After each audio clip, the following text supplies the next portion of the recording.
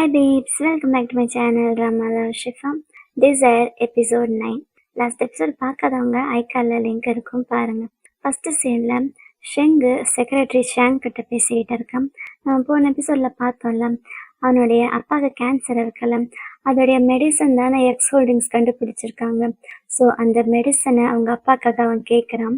இதை நான் ஒரு சிஇஓவாக கேட்கல, ஒரு மகனா தன்னுடைய அப்பாவை காப்பாற்றுறதுக்காக கேட்குறேன் அப்படின்னு சொல்ல, அதுக்கு அந்த செக்ரட்டரி ஷாங் சொல்கிறான், எனக்கு உங்களுக்கு ஹெல்ப் பண்ணக்கூடாதுன்னு எதுவும் கிடையாது, ஆனால் எனக்கு அதுக்கான அத்தாரிட்டி இல்லை அப்படின்னு சொல்ல, என்ன இப்படி சொல்லிட்டீங்க, எல்லா ப்ராஜெக்டையும் நீங்கள் தானே பார்த்துக்கிறீங்க அப்படின்னு ஷெங் கேட்க, அது கரெக்டு தான், என்னுடைய பாஸோடைய செக்ரட்டரியாக இருந்து நான் ப்ராஜெக்ட்ஸ் எல்லாம் பார்க்கறது கரெக்டு தான்.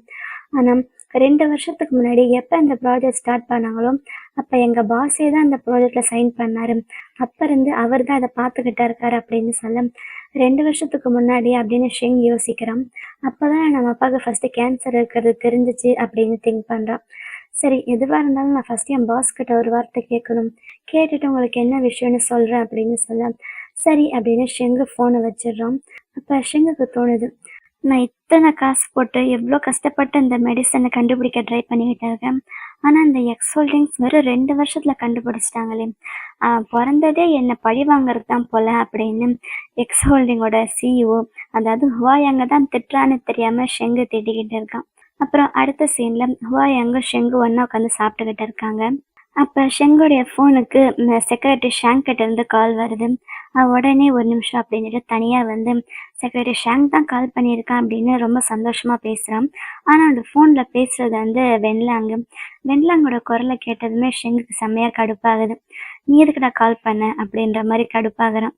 ஏன் நான் கால் பண்ணக்கூடாதா, நேற்று நீ ஷங்கியூக்கிட்ட பேசினியாமே, அந்த ஸ்பெஷல் ட்ரக் வேணும்னு சொல்லி கேட்டியாமே, அதனால் இப்போ உனக்கு என்ன அப்படின்னு கேட்க, எனக்கு என்னவா, எக்ஸ் ஹோல்டிங்ஸோட சிஇஓ அந்த பொறுப்பை எங்கிட்ட தான் கொடுத்துருக்காரு, ஸோ உனக்கு இந்த மெடிசன் வேணும்னா நீ ஷங்கியூ கிட்ட கெஞ்சக்கூடாது, என்கிட்ட தான் கெஞ்சணும் அப்படின்னு சொல்ல ஷெங்கு கோமா ஃபோனை கட் பண்ணிடுறான். ஆனால் இந்த வெண்லாங் சும்மா இருப்பானா, அவன் மறுபடியும் கால் பண்ண ஷெங்கு மறுபடியும் ஃபோனை கட் பண்ணுறான்.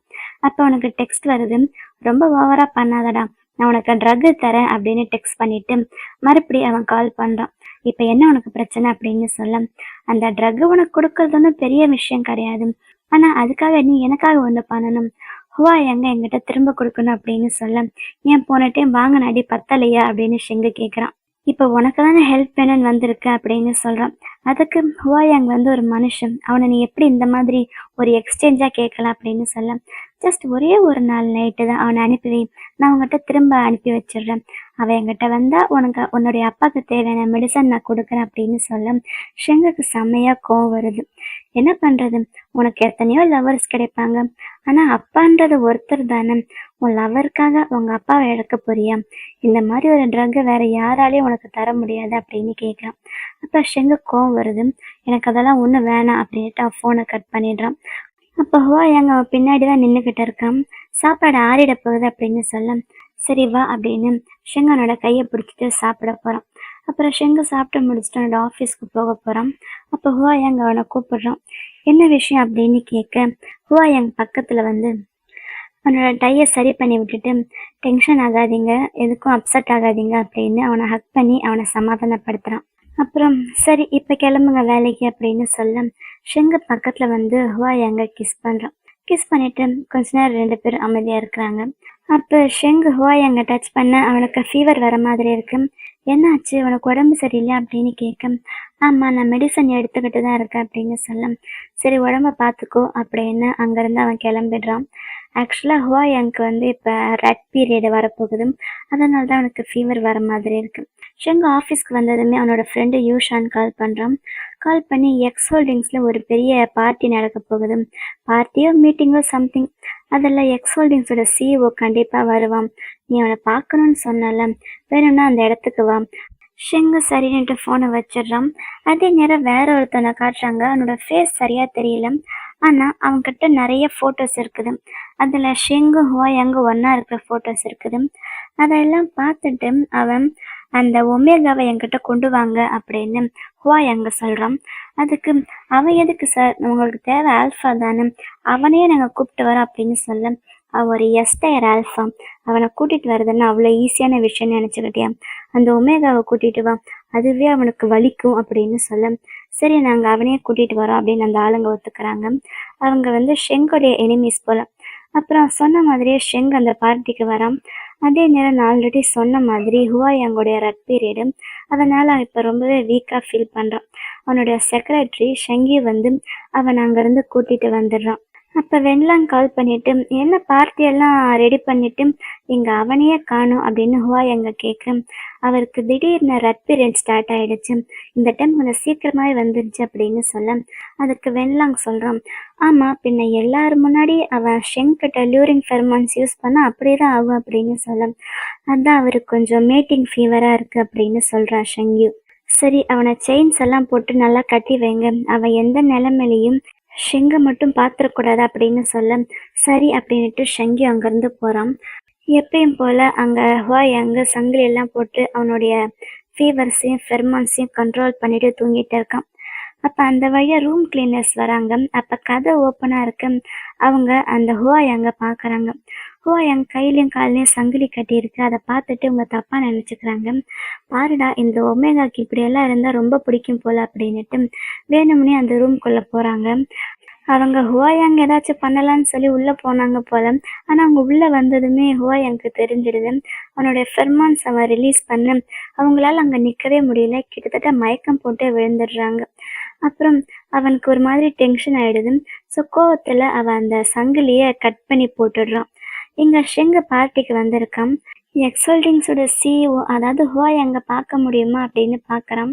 ஆனால் அவனை காணும். ஆனால் மற்ற விஐபியெல்லாம் அங்கே வராங்க. அப்போ ஷெங்கு டைமை பார்க்குறான்.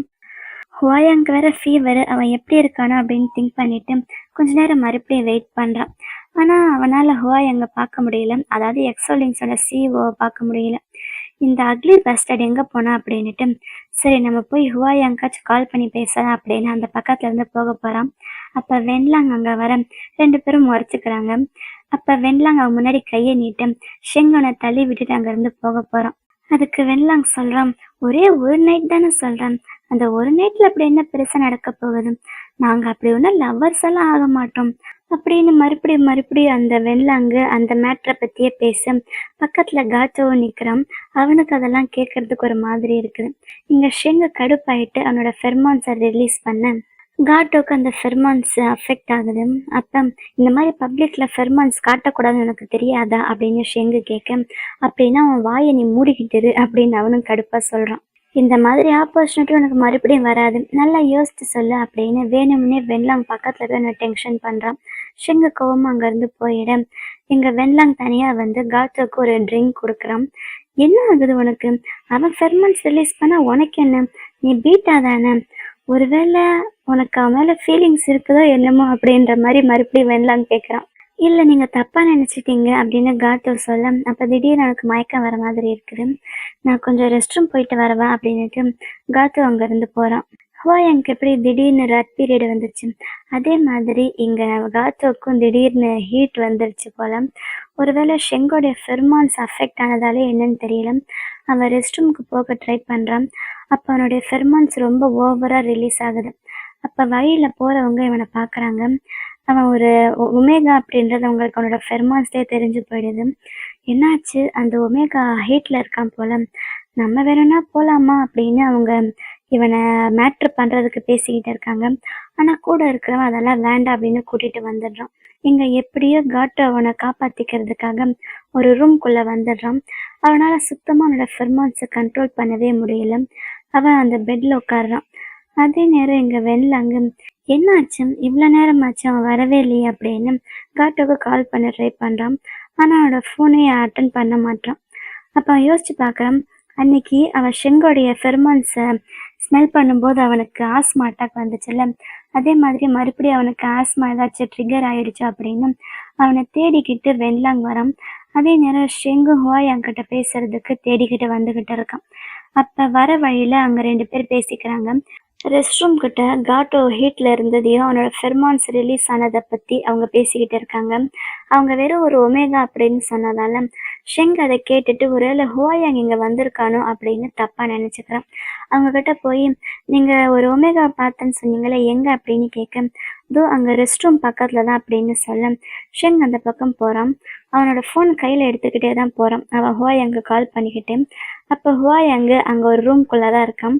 ஷெங் அங்க பக்கத்துல வர ஷெங்க கையை பிடிச்சி அந்த ரூம்குள்ள இழுத்துக்கிறான். அந்த ரூம் ரொம்ப இருட்டா இருக்கிறதால ஷெங்குக்கு அது ஹுவாயாங் தான் அப்படின்ற விஷயம் தெரியாது.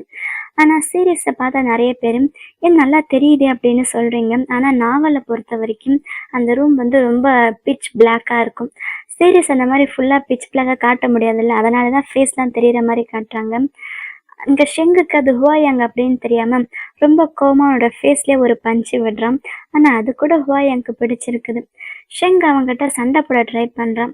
ஆனா ஹுவாயாங் தான் எனிக்மா ஆச்சுல்ல, அவனோட பவருக்கு முன்னாடி ஷெங்கால எதுவும் பண்ண முடியல. அவனோட கையை திருப்பி பிடிச்சிட்டு அவனோட ஃபெர்மான்ஸை அவன் மேல ஸ்ப்ரெட் பண்றான். அப்புறம் பக்கத்துல வந்து அவன் காது கிட்ட ரொமான்ஸ் பண்ணிக்கிட்டு இருக்கான். அதே நேரம் இங்க வெண்லாங்கு காட்டோவை தேடிட்டு ரெஸ்ட் ரூமுக்கு வரான். என்ன இந்த இடம் என்ன இவ்வளோ ஹாட்டா இருக்கு அப்படின்னு திங்க் பண்றான். ஆக்சுவலா இப்ப என்ன நடக்குதுன்னா காட்டோ வந்து ஒமேகால அவனுடைய ஃபெர்மான்ஸோட ஸ்மெல் தான் இவனை ஹாட்டா ஃபீல் பண்ண வைக்குது. என்னதான் இவனுக்கு ஒமேகாவை பிடிக்காது அப்படின்னு சொன்னாலும் அது அந்த நேச்சர், அதனால அவனால எதுவும் பண்ண முடியாது. அதே நேரம் இங்க ஹுவாயாங்கு ஷெங்க பெட்ல தள்ளி அவனோட வேலையை பார்க்க ட்ரை பண்ணிக்கிட்டு இருக்கான். அவன் ஷெங்க கிஸ் பண்ணிக்கிட்டு இருக்கான். ஆனா ஷெங்குக்கு அது ஹுவாயாங்குன்னு தெரியாததால உன்னை என்ன பண்றான் பாருடா அப்படின்னு சொல்றான். ஆனா ஷெங்கால அந்த இடத்த விட்டு நகரவே முடியல. ஏன்னா ஹுவாயாங் அவனோட ஃபெர்மான்ஸை வச்சு ஷெங்க கண்ட்ரோல் பண்ணி வச்சிருக்கான். அப்புறம் அவனோட ஷர்ட் கிளிப்பை பார்த்துட்டு எனக்காக தான் அதை போட்டுட்டு வந்தியா, பரவாயில்ல ரொம்ப அழகா இருக்கு அப்படின்னு அந்த ஷர்ட் கிளிப்பை ஓப்பன் பண்றான். அப்புறம் அவன்கிட்ட ரொமான்ஸ் பண்ணிக்கிட்டு கொஞ்சம் இடுப்பை தூக்க அப்படின்றான். எதுக்கு அப்படின்னு ஷெங் கேட்க நான் அதை யூஸ் பண்ண போறேன்னு சொல்றான். இங்க செம்ம கடுப்பாகுது ஷெங்குக்கு. இருடா உன்னை என்ன பண்றான் பாருடா அப்படின்னு சொல்றான். ஆனா அவனால எதுவும் பண்ண முடியாது. அவன் வேற வழி இல்லாம ஹுவாயாங்குடைய பவருக்கு கண்ட்ரோல் ஆகி அமைதியா படுத்துட்டு இருக்கான். இங்க ஹுவாயாங் அவனோட வேலையை பார்த்துக்கிட்டு இருக்கான். அதே டைம் இங்க வெண்லாங்கு காட்டோவை தேடிட்டு வந்திருக்கான். அப்ப அவன் இங்கதானே வந்தான், எங்க போனான் அப்படின்னு போன் எடுத்து மறுபடியும் கால் பண்ணிக்கிட்டு இருக்கேன். அவன் கரெக்டா காட்டோ இருந்தால அந்த ரூமுக்கு வெளியில தான் நின்றுக்கிட்டு இருக்கான். காட்டோ அவனுடைய ஃபெர்மான்ஸை கண்ட்ரோல் பண்றதுக்கு அங்க ஷெல்ஃப்ல அந்த ஃபெர்மான்ஸ் இன்ஹிபிட்டர் இருக்கு, அது ஒரு பேட்ச் வச்சிருக்குது. அதை எடுத்து நம்ம ஒட்டிக்கலாம் அப்படின்னு அந்த பேட்ச் எடுக்க போறான். அப்ப பக்கத்துல இருந்த கிளாஸ் ஒன்று கீழே விழுந்து உடஞ்சிடுது. அந்த சத்தத்தை கேட்டுட்டு அந்த வெண்லாங் உள்ள வரான். அவனுக்கு காட்டோ இங்கதான் இருக்கானோ அப்படின்னு டவுட் வருது. காட்டோ காட்டோ அப்படின்னு கூப்பிட்டுக்கிட்டே உள்ள வரான். அவன் எப்படி ஒரு ஓரமா ஒளிஞ்சுக்கிறான். வெண்லாங் அந்த பக்கம் போனதுக்கு அப்புறம் அவனுக்கு தெரியாம அங்க இருந்து எந்திரிச்சு ஓடிடலான்னு பாக்குறான். ஆனா கரெக்டா வெண்லாங் வந்து அவனோட கையை பிடிச்சிடுறான். ஆக்சுவலா இந்த ரூமும் வந்து இருட்டாதான் இருக்கும் நாவல்ல. ஆனா இங்க வெளிச்சமா காட்டுறது நமக்கு தெரியணும் அப்படின்றதுக்காக, அதாவது வெண்லாங் இப்ப பிடிச்சது காட்டுவா தான் அப்படின்னு வெண்லாங்கே தெரியாது. இங்க ஷெங்க கண்ணு முழிச்சு பார்க்கும்போது அவனோட வீட்டுல இருக்கான். அவனுக்கு ஒரே ஆச்சரியம், ஒரே ஷாக்கு. அப்புறம் அவன் எந்திரிக்கும் போது அவனோட செக்ரட்டரி பக்கத்துல இருக்கான். அவன் வந்து அவனை கூப்பிட்டு வந்து ஹாலில் உட்கார வைக்கிறான். என்ன டைம் இப்போ அப்படின்னு கேட்க 4 o'clock ஆச்சு அப்படின்னு சொல்றான். அப்படின்னா இவ்வளோ நேரம் நான் தூங்கிட்டு இருந்தேனா அப்படின்னு சொல்ல, ஆமா நீங்க நேத்துல இருந்து தூங்கிட்டு தான் இருக்கீங்க அப்படின்னு சொல்றான். அப்ப ஷெங்குக்கு நேத்து நடந்ததெல்லாம் லைட்டா ஞாபகம் வர, என்னங்க யார் கூப்பிட்டு வந்தது அப்படின்னு கேட்க, நீங்க எக்ஸ் ஹோட்டல்ஸோடைய ஒரு ரூம்ல தூங்கிட்டு இருந்தீங்க, அங்க இருந்த ஸ்டாஃப் தான் எனக்கு கால் பண்ணி சொன்னாங்க அப்படின்னு சொல்ல ஷெங்குக்கு எதுவுமே புரியல. என்ன நடக்குது அப்படின்னு அவன் திங்க் பண்ணிக்கிட்டு இருக்கேன். ஹுவா எங்க காணோம் அப்படின்னு செக்ரட்டரி சொல்ல அதை கேட்ட ஷெங்குக்கு செம்மையா கடுப்பாகுது. என்ன சொல்ற, காணோம்னா என்ன அர்த்தம் அப்படின்னு கேட்க, இல்லை நேற்று வந்து நான் டோர் பெல் அடிச்சு பார்த்தேன், ஆனா யாரும் வந்து கதவை திறக்கல. அப்புறம் உள்ள வந்து பார்க்கும்போது உங்களுக்காக ஒரு லெட்டர் வச்சிருந்துச்சு, அது உங்களுக்குன்றதால நான் படிக்கல அப்படின்னு சொல்றோம். உடனே ஷெங் அதை ஓப்பன் பண்ணி படிச்சு பார்க்க, டியர் ஷெங், லவ்வர்ன்றது நமக்கு எப்போ வேணா கிடைக்கலாம், எவ்வளோ வேணா கிடைக்கலாம், ஆனா அப்பான்றது ஒரே ஒருத்தர் தான். ஸோ உன்னுடைய அப்பாவுக்காக என்னை சாக்ரிஃபைஸ் பண்ணுறதுல ஒன்றும் தப்பு இல்லை, நீங்கள் ஒன்றும் கில்ட்டியாக ஃபீல் பண்ணாதீங்க அப்படின்னு. ஆக்சுவலாக வெண்லாங் பேசினால அதெல்லாம் ஃபோனில் ஷெங்கு பேசிக்கிட்டு இருக்கும்போதும் ஹுவாயாங் பின்னாடி இருந்து கேட்ட மாதிரியும், அதுக்காக இப்போ அவன் இங்கேருந்து போகிற மாதிரியும் லெட்டர் எழுதி வச்சிருக்கான். இது எல்லாமே ஹுவாயாங்கோடைய பிளானாக இருக்கலாம். கடைசியில் ஐ லவ் யூன்னுட்டு யூ டிசர்வ் பெட்டர் அப்படின்னு அந்த லெட்டரை முடிச்சிருக்கான். என்னதான் இதெல்லாம் ஹுவாயாங்கோட பிளானாக இருந்தாலும் இதில் ஷெங்கு படுற கஷ்டத்தெல்லாம் பார்க்கறது தான் ரொம்ப கஷ்டமாக இருக்குது. பாருங்களேன் அவன் எப்படி அழுகுறான்னு. அப்போ ஷெங்குக்கு ஹுவாயாங் கூட அவன் ஸ்பெண்ட் பண்ண அந்த ஹாப்பி மெமரிஸ் எல்லாம் ஞாபகம் வருது. இங்கே ஷெங்கு பாவம் ஒரு குழந்தை மாதிரி தேம்பி தேம்பி அழுதுகிட்டு இருக்கான். இதெல்லாம் பார்க்கும்போது ஹுவாயாங் மேலே கோவம் வரும், எனக்கும் தான் கோவம் வருது. ஆனால் என்ன பண்ணுறது, இது வந்து ஒரு ஒமேகா வேர்ஸ். என்னதான் ஒமேகா வேர்ஸ் இருந்தாலும் ஆக்சுவலாக இதுக்கு முன்னாடி நான் ஒரு சீனை சொல்ல மறந்துட்டேன். போன சீனில் ஹோட்டலில் இருக்கும்போது ஷெங்கை ஹுவாயாங் ரூம்குள்ளே கூட்டிகிட்டு போய் அவனை எப்படி சொல்கிறது, அதை அப்யூஸ்ன்னு தானே சொல்லுவாங்க. அப்யூஸ் பண்ணுற மாதிரி இருந்தாலும் இது வந்து ஒரு நார்மல் வேர்ல்டு மாதிரி கிடையாது. இது வந்து ஒமேகா வேர்ஸ், அதாவது இவங்க எல்லாருமே அனிமல்ஸ் மாதிரி. ஸோ ஹுவாயாங் அந்த மாதிரி பிஹேவ் பண்ணது ஒரு அனிமல் பிஹேவியர் தான். ஸோ அதை வந்து ஹியூமன் பிஹேவியர் கூட கண்ட்ரோல் பண்ணி அவனை அப்யூஸ் பண்ணிட்டான் அப்படின்லாம் தப்பாக நினைக்க வேண்டாம். அந்த மாதிரி நிறைய பேர் ஹேட் பண்ணுறீங்கன்னு நான் கேள்விப்பட்டேன், அதனால் சொன்னேன். என்னதான் அந்த விஷயத்துல நான் ஹுவாயாங்க சப்போர்ட் பண்ணாலும் ஆனால் அவன் இந்த அளவுக்கு ஷெங்கை ரொம்பவே டார்ச்சர் பண்ணுறான். அவன் அழுறதை பார்த்து அவனோட செக்ரட்டரிக்கு என்ன சொல்கிறதுன்னு தெரியல. ஷெங்குடைய மனசுக்குள்ள நீ ரொம்ப ஸ்ட்ராங்காக இருக்கணும், இந்த மாதிரி விஷயத்துக்கெல்லாம் அழக்கூடாது அப்படின்னு சொன்னாலும் ஷெங்கால அதெல்லாம் கண்ட்ரோல் பண்ண முடியல. எப்படி என்னோட ஹுவாயாங்கே நான் இழந்துட்டேன், இனிமேல் நான் எப்படி ஹாப்பியாக இருப்பேன் அப்படின்னு தேம்பி தேம்பி அழுதுகிட்டு இருக்கான். அடுத்த நாள் போல் வென்லாங்கனோட ஆஃபீஸில் இருக்கான். அப்போ அவனோட இன்னொரு செக்ரட்டரி வந்து அவங்ககிட்ட என்னமோ சைன் வாங்க அவன் சைன் போட்டு கொடுக்குறான். ஆனால் ஒரு மாதிரி இருக்கான். என்ன காட்டோ வரலையா அப்படின்னு கேட்க அவர் வந்து ஒரு லீவ் வாங்கிட்டு போயிருக்காரு அப்படின்னு சொல்ல, லீவா 3 நாளாக எதுக்கு லீவ் அப்படின்னு கேட்க அவருடைய ஒமேகா ஹீட்டில் இருக்காங்களாமா, அதனால் அவங்களுக்கு ஹெல்ப் பண்ண போயிருக்கான் அப்படின்னு சொல்ல அவனுக்கு என்ன பைத்தியம் பிடிச்சி போச்சான், இப்படி திடீர்னு அவன் இஷ்டத்துக்கு லீவ் போட்டுக்கிறான் அப்படின்னு வென்லாங் செம்ம கடுப்பாக திட்டிக்கிட்டே இருக்கான். ஆக்சுவலாக அவன் லீவ் போட்டது அவனுக்கு பிரச்சனை கிடையாது, அந்த ஒமேகாவோட இருக்கிறது தான் இப்போ வென்லாங்க்கு பிரச்சனை. ஆனால் கடைசியில் காட்டோ தான் ஒமேகான்னு இவனுக்கு தெரியும் போது பையன் என்ன பண்ணுறானோ. அப்புறம் அவன் கோவமாக காட்டோக்கு டெக்ஸ்ட் பண்ணுறான். 3 நாள் சொல்லாமலாம் அவன் லீவ் போட்டிருக்கான், அவனுக்கு என்ன பைத்தியம் பிடிச்சிருச்சு அப்படின்னு டெக்ஸ்ட் பண்ணியிருக்கான். அப்போ அவனுக்கு ஹுவாயாங்கிட்டேருந்து கால் வருது. அப்போ அவன் அந்த மெடிசனை ஷெங்குடைய அப்பாவுக்கு தரதுக்கு ஒத்துக்கிறான். அதை கொடுக்கும்போது நீ என் கூட வரணும் அப்படின்னு வென்லாங்க வர சொல்கிறான். நான் எதுக்கு வரணும், இது உனக்கும் ஷெங்குக்கு நடுவில் இருக்கிறது, நான் வரமாட்டேன் அப்படின்ற மாதிரி சொல்ல இப்போ நீ வந்து தான் ஆகணும் அப்படின்ற அவன். ஒருவேளை ஷெங்கு கோவத்தில் ஒன்று அடித்தாலும் அடிப்பான்னு சொல்ல வென்லாங்க்கு செம்மையாக கடுப்பாகுது. அவன் எதுக்கு என்ன அடிக்கிறான், அவன் ஒன்றை தான் அடிக்கணும், உன்னை பற்றி உண்மையை தெரிய வருவான், அவன் என்ன பண்ணுறானா அப்படின்னு வென்லாங் செம்ம கடுப்பாக சொல்ல, அதெல்லாம் விடு, அன்னைக்கு நைட்டு நீ ஒரு ஒமேகா கூட நைட் ஸ்பெண்ட் பண்ணியாமே, என்ன விஷயம் அப்படின்ற மாதிரி ஹுவாயாங் கிண்டலாக கேட்க இங்கே வென்லாங்க்கு செம்மையாக டென்ஷன் ஆகுது.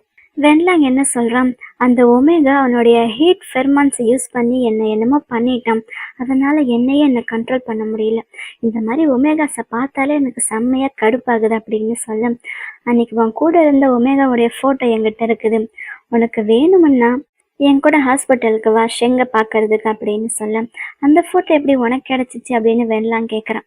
அதெல்லாம் உனக்கு என்ன, அது யாருன்னு உனக்கு தெரிஞ்சுக்கிறோன்னா நீ என் கூட வா அப்படின்னு சொல்கிறான். எதுக்கு, அங்கே கூட வந்து ஷெங்கு கிட்ட அடி வாங்கவா அப்படின்னு கேட்க ஷங்கி வந்து 1 மணிக்கு உன்னை பிக்கப் பண்ணிக்கவா அப்படின்னு ஹுவாயாங் ஃபோனை வச்சிடுறான். அதே நேரம் எங்கள் காட்டு ஹீட்டில் இருக்கான் போல், அவனை கண்ட்ரோல் பண்ண ட்ரை பண்ணுறான். ஆனால் அவனுக்கு அன்னைக்கு நைட்டு நடந்தது ஞாபகம் வருது. வென்லாங்கு அவனை இழுத்து பெட்டில் போட்டான்ல, அப்போ இங்கே காட்டு அவனோட ஃபேஸை மறைக்க தான் ட்ரை பண்ணுறான். ஆனால் அந்த ரூம் ஆல்ரெடி இருட்டாக இருக்கிறதால அவனுக்கு எதுவும் சரியாக தெரியல. மறுபடியும் காட்டு அங்கேருந்து ஓடி போக ட்ரை பண்ணுறான். ஆனால் வென்லாங் இழுத்து அவனை பெட்டில் போடுறான். ஆக்சுவலாக வென்லாங்க்கு ஒமேகாவை பிடிக்காது தான், ஆனால் அந்த ஒமேகாவுடைய ஸ்மெல் வந்ததுமே, அதான் நான் ஆல்ரெடி சொன்னல இவங்கெல்லாம் அனிமல்ஸ் மாதிரின்னு, ஸோ அவனாலேயே அவனை கண்ட்ரோல் பண்ண முடியல. அப்போ கூட யூ ஃபில்தி ஒமேகா அப்படின்னு வென்லாங் அவனை கோவமாக தான் திட்டுறான். திட்டினாலும் அவன் என்ன பண்ணணுமோ அதை பண்ணிக்கிட்டு இருக்கான். இந்த சீனெல்லாம் பார்க்கறதுக்கு ரொம்ப ரொமான்டிக்காக நல்லா தான் இருந்துச்சு. ஆனால் காட்டு அழுகிறத பார்த்ததுமே இந்த சீன் எனக்கு ஒரு மாதிரி ஆயிடுச்சு. இதெல்லாம் மறுபடியும் கனவு கண்ட மாதிரி காட்டை பயந்து எந்திரிக்க அவனுக்கு கால் வருது. அவனோட சிஸ்டர் ஹாஸ்பிட்டலில் இருக்கால, அவள் தான் கால் பண்ணியிருக்கான். ஏதோ ஒரு சர்ஜரிக்கு ஃபேமிலி மெம்பர்ஸோட சைன் வேணுமாம்மா, அதனால் காட்டோவை சைன் போட சொல்கிறான். இப்போ காட்டோவும் சரி நான் வரேன் அப்படின்னு ஒத்துக்கிறான். இவன் வேற இப்போ ஒரு மாதிரி இருக்கான்ல, அவனுக்கு இப்போ ஃபீவர் இருக்குது போல். அவனுடைய உதட்டில் காயம், கழுத்தில் ஹிக்கி அப்படின்னு உடம்பு ஃபுல்லாக ஒரே ஹிக்கியாக இருக்கான் காட்டும். ஆனால் வேற வழி இல்லை, அவனோட சிஸ்டருக்காக அவன் போய் தான் ஆகணும்னு சொல்லி அங்கே கிளம்பி போகிறான். போகும்போது அவனோட சிஸ்டருக்கு பிடிச்ச ஃப்ரூட்டு வாங்கிட்டு போகிறான். அப்புறம் அவ அக்கா கிட்ட அக்காவா தங்கச்சியோ நல்லா பேசிக்கிட்டு இருக்கேன். அவளுக்கு பிடிச்ச ஃப்ரூட்ன்றதால அவ ரொம்ப ஹாப்பியாக அதை எடுத்து சாப்பிட்றான். நீ தான் ரொம்ப நல்ல பிரதர் அப்படின்னுட்டு அவள் ஹாப்பியாக சாப்பிடும். சரி சரி மெதுவாக சாப்பிடு அப்படின்னு அவன் சொல்கிறான். கொஞ்ச நாள் நீ ரொம்ப பிஸியாக இருக்கி, என்னால் உங்ககிட்ட பேசவே முடியல அப்படின்னு சொல்ல, ஆமாம் வேலை கொஞ்சம் அதிகம் அப்படின்னு சொல்லி அவன் திரும்ப அவன் கழுத்தில் இருக்க ஹிக்கீஸ் அவள் பார்த்துடுறான். என்னாச்சு கழுத்தில் அப்படின்னு கேட்க, இல்லை அது கொசு கடிச்சிருக்கும் அப்படின்னு சொல்கிறான். இல்லையே அப்படியெல்லாம் ஒன்றும் கிடையாது அப்படின்னு அவன் சமாளிக்கிறான். என்னோட வீட்டில் அந்த கொசு வலை வந்து கிழிஞ்சிருச்சு, அதான் கொசு வந்து கடிச்சிருக்கும் அப்படின்னு சொல்ல, என்ன சொல்கிற நீ? கொசு வலையை கூட சரி பண்ண மாட்டேன், நல்ல புது ட்ரெஸ்ஸும் வாங்கி போட மாட்டேன், இதெல்லாம் என்னோட தப்பு தான் இல்லை, எனக்கு உடம்பு சரியில்லாமல் இருக்கிறதால தான் உன்னுடைய அந்த சேலரி எல்லாம் நீ எனக்கே செலவு பண்ணிடுற அப்படின்னு சொல்ல, அதெல்லாம் ஒன்றும் எனக்கு கஷ்டமே கிடையாது, நீ நல்லபடியாக கூடிய சீக்கிரம் சரியாகி வந்தால் அதுவே எனக்கு போதும் அப்படின்னு சொல்ல அவளும் ஹாப்பி ஆகிறான். உன்னோட பாஸ் உன்னை ரொம்ப வேலை வாங்குறான் போல அப்படின்னு அவ சொல்ல, அப்படியெல்லாம் ஒன்றும் கிடையாது, வெண்லாங் ரொம்பவே நல்லவர் அப்படின்னு இவ அவனுக்கு சப்போர்ட் பண்ண, என்ன நீ இப்போ கூட அவனுக்கு தான் சப்போர்ட் பண்ணுற? எனக்கு என்னமோ உனக்கு அவன் மேலே க்ரஷ் இருக்கிற மாதிரி தோணுது, ஏன்னா இப்போ கூட நீ அவனுக்கு சப்போர்ட் பண்ணுறியே அப்படின்னு கேட்க காட்டுக்கு என்ன சொல்கிறதுன்னு தெரியல. எனக்கு என்னமோ நீ அவன் கூட ஹாப்பியாக இல்லைன்ற மாதிரி தான் தோணுச்சு அப்படின்னு அவ சொல்ல, இதோட இந்த எபிசோடு முடியுது. இந்த வீடியோ உங்கள் எல்லாருக்கும் ரொம்ப பிடிச்சிருக்குன்னு நினைக்கிறேன். அப்படி பிடிச்சிருந்தா லைக் பண்ணுங்கள். அடுத்து என்ன நடக்க போகுதுன்னு தெரிஞ்சுக்க மறக்காமல் நம்ம சேனலை சப்ஸ்கிரைப் பண்ணுங்கள். Love you babes. Bye.